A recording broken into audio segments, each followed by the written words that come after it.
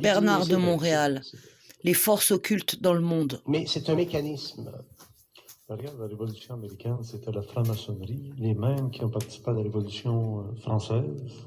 Oui, c'était la franc-maçonnerie, mais il y avait plus que la franc-maçonnerie. Les Américains, les chefs de la Révolution américaine, c'était des initiés. Et c'était des initiés qui avaient une conscience sociale fondée sur le besoin de briser le partnership avec l'Europe afin de pouvoir créer une nouvelle forme de gouvernement basée sur une expérience nouvelle des masses qui sortaient de l'Europe ou des autres pays sous le joug ou à cause du joug des politiques de puissance monarchique.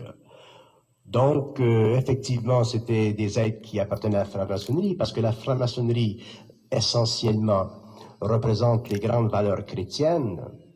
La franc-maçonnerie, essentiellement, représente l'esprit de la lumière. La franc-maçonnerie, dans un sens, essentiellement, A été infiltré et tout a été inversé.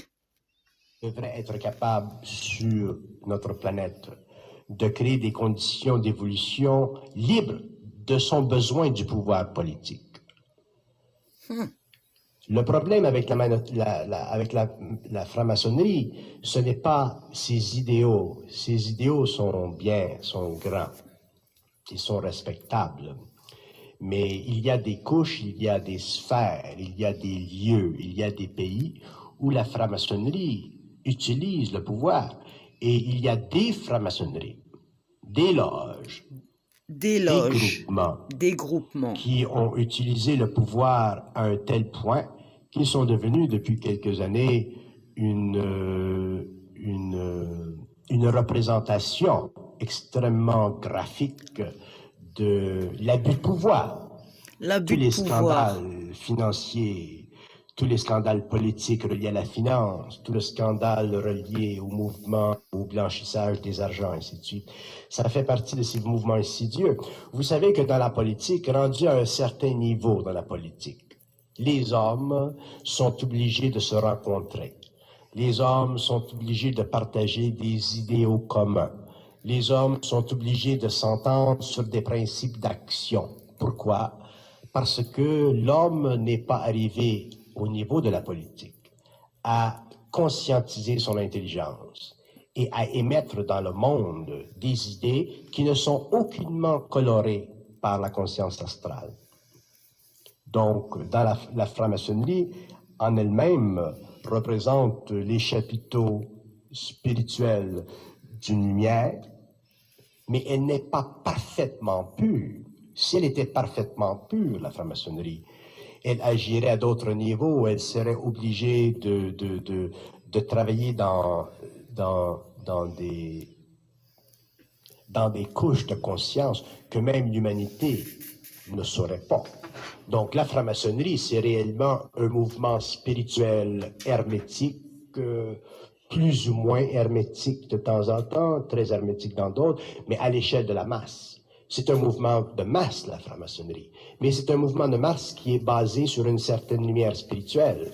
C'est pour ça que les Américains ont bénéficié de son appartenance, la Révolution française, ainsi de suite. L'Église catholique a répudié la franc-maçonnerie. Oui, l'Église catholique, c'est normal. Écoutez, nous disions tout à l'heure que dans le monde, les pouvoirs sont au pouvoir. Donc, l'Église catholique, dans le passé, était presque monarchique. L'Église catholique avait le pouvoir, elle avait un grand pouvoir temporel. La franc-maçonnerie ne pouvait pas facilement cohabiter avec elle parce qu'elle aurait facilement pu détraquer les choses. Regardez De Gaulle. De Gaulle ne voulait pas de société secrète en Europe. Il était anti-franc-maçonnerie en Europe. De Gaulle voulait, lui, son gouvernement, être le pouvoir. Il ne voulait pas de pouvoir parallèle. Donc, c'est normal, mais ça revient maintenant, la franc-maçonnerie en France, ainsi de suite. Donc, à partir du moment où un gouvernement ou un pouvoir quelconque sévit contre un autre pouvoir, mais ça fait partie du besoin des pouvoirs de monopoliser leur étendue, leur puissance. Dans le cas de l'Église catholique, c'était une puissance spirituelle, donc dans un sens, c'était une bonne puissance. Mais d'un autre côté, c'était une puissance aussi qui a été responsable pour ralentir l'évolution de la conscience mentale de l'homme, bien que sur le plan émotionnel de l'humanité, elle a fait de très grandes choses. Ça dépend comment on regarde. Au-delà de la franc-maçonnerie, il y a aussi d'autres ordres occultes. On parle des Illuminati. Illuminati, il y a beaucoup de sociétés secrètes dans le monde. Ces sociétés secrètes, ce sont des hommes qui jouent au pouvoir, qui jouent... À partir du moment où un homme fonde une société secrète, il joue le pouvoir. Donc, dans un sens, si on va très très loin dans la compréhension des lois des sociétés secrètes, si on va très loin et qu'on regarde là dans les plans subtils de l'astral spirituel, on peut facilement dire que là où il y a une société secrète, il y a une tendance quelconque à prendre possession de l'humanité. À un niveau quelconque. Contrôle de l'humain. L'homme peut être secret. L'homme peut s'empêcher de dire des choses. L'homme peut réellement contrôler son énergie. Des années que j'écoute ce monsieur, j'ai tellement appris. Mais de là à former des sociétés secrètes, si nous formons des sociétés secrètes pour des raisons stratégiques, stratégico-politiques, stratégico-religieuses, spirituelles, ça fait partie de l'expérience de l'âme. Il y a des très bonnes raisons pourquoi il y a eu des sociétés secrètes, souvent pour aller contre des pouvoirs qui allaient contre le bien de l'humanité. Les francs-maçons, c'est un exemple. Donc, un peu même la mafia. La mafia, au début, elle a fait de très grandes choses au 15, 16, 17e siècle. On y vient. Donc, mais est-ce que les sociétés secrètes sont capables de soutenir, de supporter leur pouvoir de façon permanente pendant des siècles? Elle est là la question. Et ma réponse, c'est non. Que l'homme, au début, que l'homme ou que des hommes, dans une convention, au début, créent une société secrète parce qu'ils ont certains idéaux, ça va.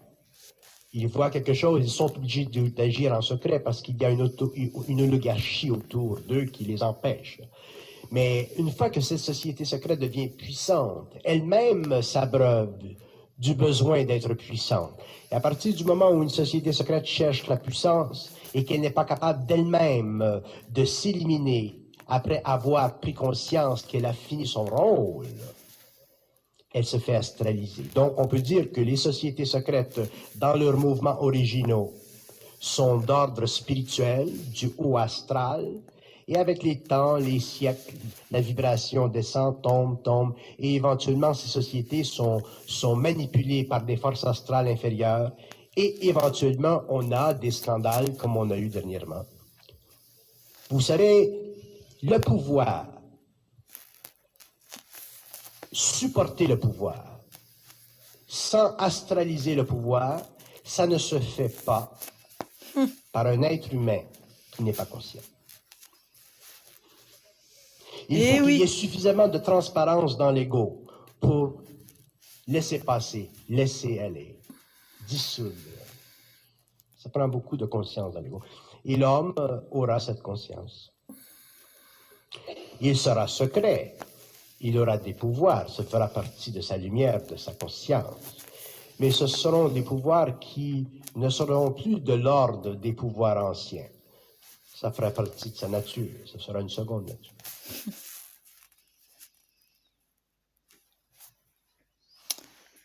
Vous avez entendu tout ça?